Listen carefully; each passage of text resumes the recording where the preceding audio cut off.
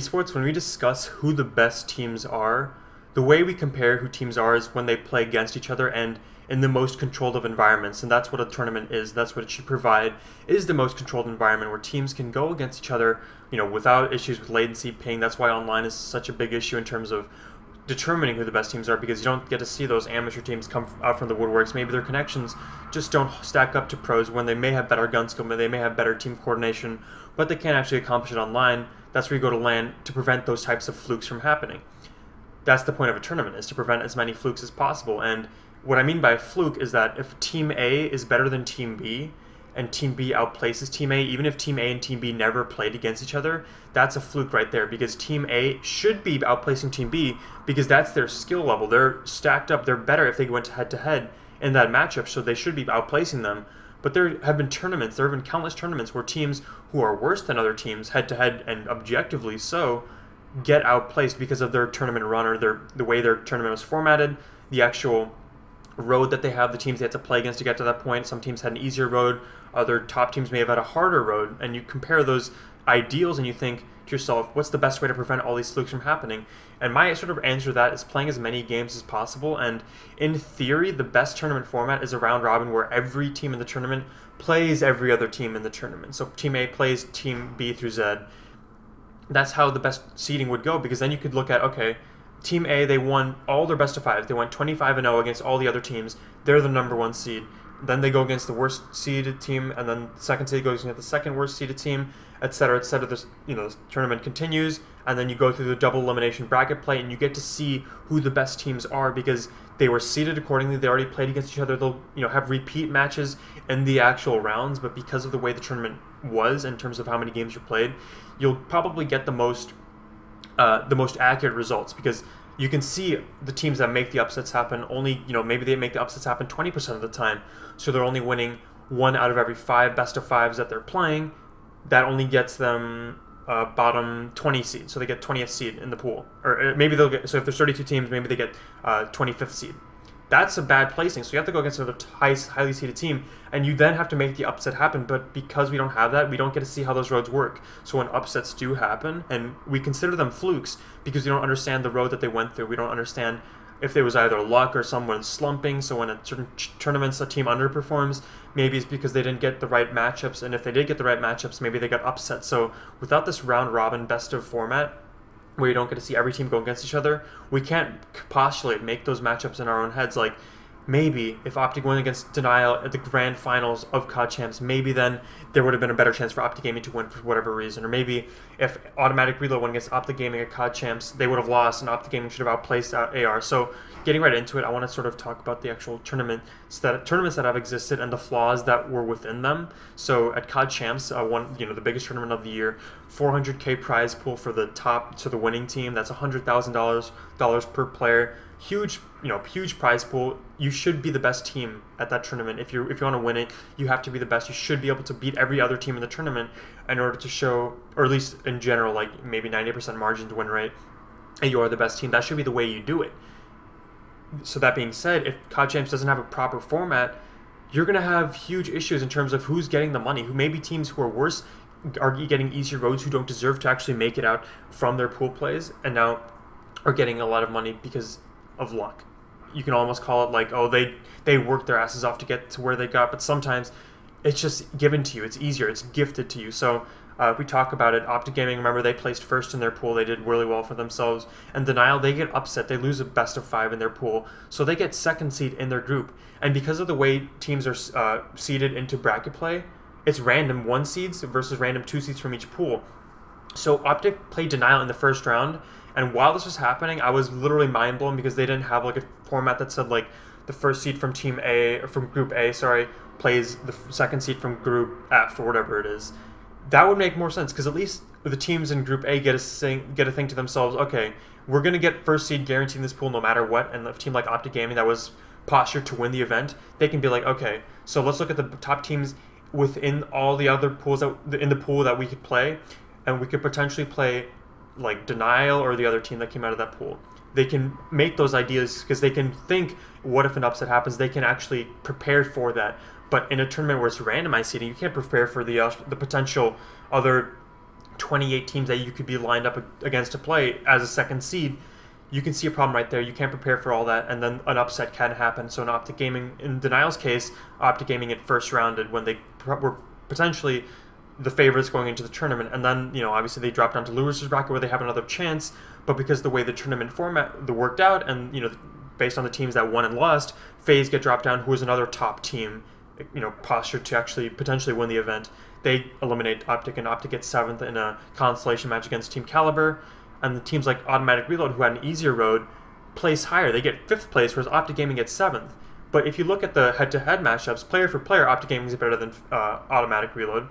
And then in terms of the actual stylistic ways they play, Optic Gaming would beat Automatic Reload 90 times out of 100. I'm pretty sure 99% of the COD community would agree with me in that regard, even though people may want to just be like, you know, they want to see the world burn in terms of like, you know, wanting to be like doing things out of spite and saying like, oh, Automatic Reload would have beat Optic Gaming, that's why they placed higher. But we never saw that matchup, did we? So we can't actually conjecture and postulate who would have been the better team. And if we had a style where at COD Champs every team plays the other team, we can see, oh, Optic Gaming did beat Automatic Reload, so they should technically be placing higher. And if they don't place higher, we can see why that happened. Maybe an upset was in place. Maybe they slumped and really choked a match, and that's why they lost. But in that case, they deserve to, you know, get outplaced by the other team that didn't choke, because they are seeded accordingly. When you're seeded randomly after doing well in your pool play, you get screwed over. That's what happened at COD Champs, in my opinion. So going from COD Champs, the next biggest tournaments of the year usually are Gfinity events, and obviously excluding X Games, which is a double elimination, but we'll get to that later. Gfinity events, so I'll talk about the Summer Championships, the 100K. A really good tournament in terms of production and in terms of the teams there, but that could be there rather. But if you look at pool play, it was bracket style. What does that even entail? So bracket style means still 2 teams make it out of the pool, because it's not a UMG event, only 2 teams can make it out. But the way it works is that there are 2 matchups, and then if they advance into the winners finals of that group, and the winner of that, they advance in as a first seed, and then there's a lower bracket, and then the winner of the lower bracket advances as a second seed. Group D, this is the example I'll use all the time. I'll champion this as the ideals that we should hold ourselves to. Optic Nation, they go against Spirit Gaming in the first round.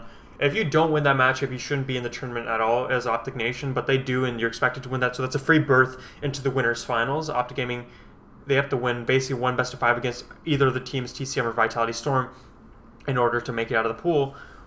And that's where you have to see the upset happen, because Vitality Storm go against TCM in the first round. TCM, they ended up winning and beating Vitality Storm there, and then TCM get upset by Optic Nation in a Game 5. So any team can beat another team in a Game 5. You know, ISO did it against FaZe just at the UMG DC. There's been so many events like this where top teams have lost in ridiculous fashion against random teams, like XGN lost to, or beat Complexity. I remember UGC Niagara in an upsetting fashion, dropping them down. So you can see upsets are possible, and so we need a system that prevents the amount of flukes that are potentially there. And Optic Nation, in my opinion, not being the better team than TCM or Vitality Storm, they make one upset happen, make it as a first seed out of their group, because they had a free berth into the winners. And now, because they have to eliminate each other, Vitality Storm and TCM, only Vitality Storm can make it out. And Vitality Storm never had to play Optic Nation. All Vitality Storm had to do, so their road was, or Optic Nation's road was basically beating Spirit Gaming and TCM, and they won 2 best-of-5s. They're out of their group in first. Vitality Storm, they lose to TCM in the first round of winners. They're dropped down. They have to beat Spirit Gaming. They have to beat TCM. So Vitality Storm and Optic Nation never played against each other. We're in a round-robin format in pool play. We would see all teams go against each other. And I'll talk about round-robins as a whole, the issues that are existing in pool play as a whole. But just alone, if you look at round-robin in bracket play, if you look at pool play and then compare it to how it compares in round-robin style and bracket play style is definitely worse, because the teams are pooled together for a reason. All the teams in the pool should be playing against each other. Why is Optic Nation pooled with Vitality Storm if they're never going to play the team? It just doesn't make sense as a system. It's inherently broken, and now a team like Optic Nation, who may not be, you know, super high caliber team, we saw them get 3-0 by Optic Gaming.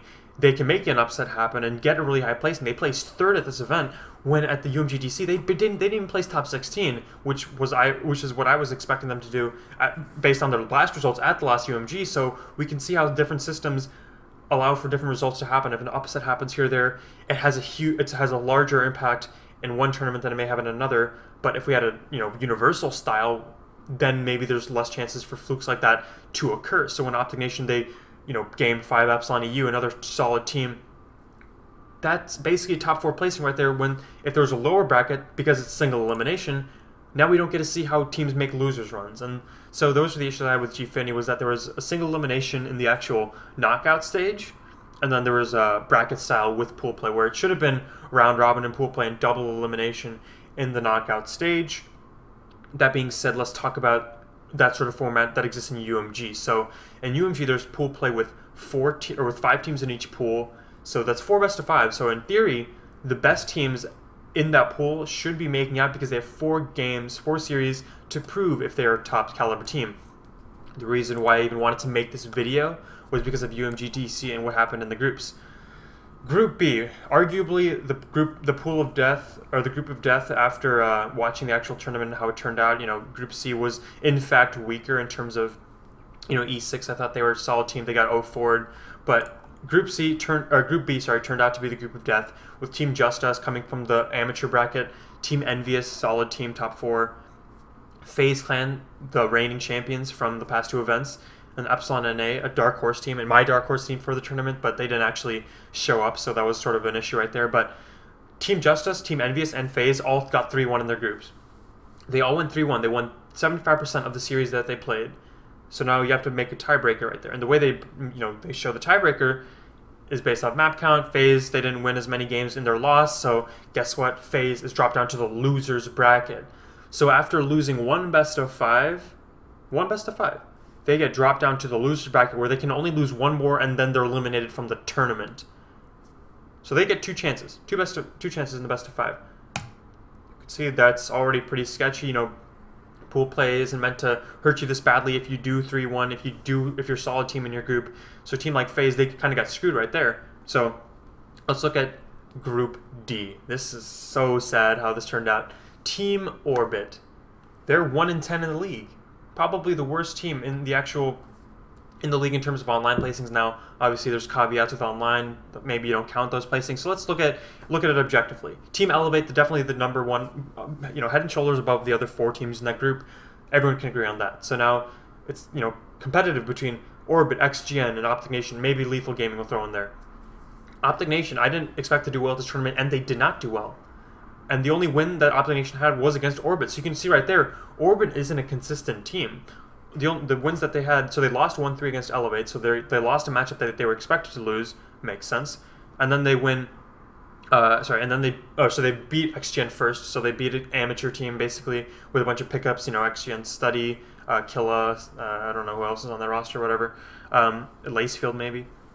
So you have Orbit, they beat 3-1, they beat XGN 3-1, whatever, that makes sense. You can have the upsets, not upsets, rather, you can have that coin flip and Orbit win. That's now 1-1 when they lost to Elevate. Now XGN, they beat Optic Nation Orbit, they lose to Optic Nation 3-1 style. Now they're down 1-2 in terms of series count. They beat the open bracket team Lethal Gaming, now they're 2-2, and because only XGN got 2-2 but they had a worse map count, Orbit advanced into the winners bracket. So they've already lost 2 best of 5s in pool play. Whereas FaZe, if they lose 2 best of 5s at all, they're gone from the tournament. So right there, if you base off of how many series you've lost, Orbit should be gone out of the tournament at this point. But no. What happens is Orbit, they make it into winners bracket now. So when they go against Optic Gaming, they get smashed. They lose 3-1. And so Optic Gaming, they beat them 3-1. That's expected, right? Optic Gaming's a better team than Orbit. But where's FaZe? FaZe isn't in the winners bracket, right? And how did Orbit make it there? You're asking yourself all these questions. You're like trying to wonder, like, is Orbit a better team than FaZe? No. So we look at it. FaZe beat Optic Gaming, so FaZe is better than Optic Gaming. Optic Gaming beat Orbit. Orbit's better than, or Optic Gaming's better than Orbit. But where's FaZe in the winners bracket? So that means Orbit's better than FaZe, right? When Orbit dropped down to the lower bracket, they beat Lethal Gaming, and then they lose in the next round to TK. And FaZe, they have to go against Just Us. So that was another hard matchup, which they lost, by the way. They lost 3-0 to Just Us and their group, and they beat them 3-1 in the first round of in the second round of their losers. So they make 2 best of 5 wins in a row, beating Vex and then beating Just Us. Right there, that's a better performance than Orbit even put up in their group alone that phased in the losers bracket, because Just Us is a better team than all of them combined, and Orbit lost to Elevate. So FaZe then advance into the next round of losers. They lose to ISO in Game 5 at the same point where Orbit lost to TK. So they place the exact same. Orbit and FaZe are the same level team. Does that make sense to you guys? Orbit and FaZe are nowhere near each other. If FaZe play at Orbit, FaZe will beat Orbit. But because of the way the tournament's formatted, because of the way FaZe got screwed, FaZe lost 2 best-of-5, they're out. They place the same as Orbit, who lost 4 best-of-5s and got eliminated. Oh, it's so cringe, guys. Hear me like I just want to reiterate this point. Orbit lost 4 best-of-5s, and they're then eliminated at the same point of the tournament where FaZe lost 2 best-of-5s. So FaZe, let's look at their overall record at the tournament. They won 3 series in their pool and lost 1. So that's 3-1 in terms of series count. Then they played 3 series in their losers run. So they win 2 more. So that's 5-1. That's 5-1. And then they lose to ISO. That's 5-2 in series count. So they, out of the 7 series they played, they won 5 of them. Let's look at Orbit. They won 2 in their pool and lost 2 in their pool. So that's automatically 50%. 2-2. Then they beat LG. That's the same team again, so they, whatever, will count it as another series win. Now they're up 3-2. They have 3 wins, 2 losses. Then they lose against TK 3-3. So they played 6 best-of-5s, lost... Wait, am I counting this wrong? 1, 2, 6. Am I counting this wrong? 1, 2... No, I'm right. So they play 6 best-of-5s. They win 3, lose 3. FaZe play 7 best-of-5s, win 5, lose 2, and are gone from the tournament in the same spot as Orbit. So they play more best-of-5s. They get eliminated in less loss and more loss, and comparatively, like, Orbit played and lost more than FaZe did. So, it's so cringe, guys. So cringe. That's why I don't think pool play should exist in Call of Duty. It should be, in terms of, like, seeding, like, it should be either based off seeding entirely coming from pro points or something, and just have a double elimination tournament format, because you have these instances where teams are losing more and potentially getting better placings or equivalent placings to teams who are objectively better and lose less. Come on. So all that sort of boils down to, like, how you see the tournament in general. Like, is it based off pro points? And that is the whole issue with the online factor. You know, online tournaments, they're worth more sometimes in pro points than LAN tournaments as a total. Like, you earn more online than you on LAN, which makes no sense. You know, if you're a better team on LAN, you're the better team as a whole, because the issues, there are more controlled variables online. There's DDoSing, there's West Coast, East Coast issues, latency, that sort of thing. The online hitboxes are sort of wonky, so that's also a way to see the tournament. Also, like, invitational, so like ESWCs, they'll invite, like, top French teams, top European teams, top NA teams, just because they're top, not because they seeded and won and got birthed into that tournament on their own whim. They just got there based off of their actual organization status or their actual skill at that relative time. So it's kind of crazy how you think about how different tournament formats and how different game wins or upsets can have larger impacts in different tournament formats, and that creates those flukes that I was talking about at the beginning. If Team B outplaces Team A, even though Team A is better than Team B, there's an inherent problem. I hope you guys enjoyed and learned something from this video. Let me know in the comments down below, guys, what you think is the ideal tournament format. For me, every team would play against each other in a round robin. They would be seeded and in double elimination tournament from there on, based on those records from that round robin. But it's been Nuxer. Take it easy, guys. Thanks for watching. Peace.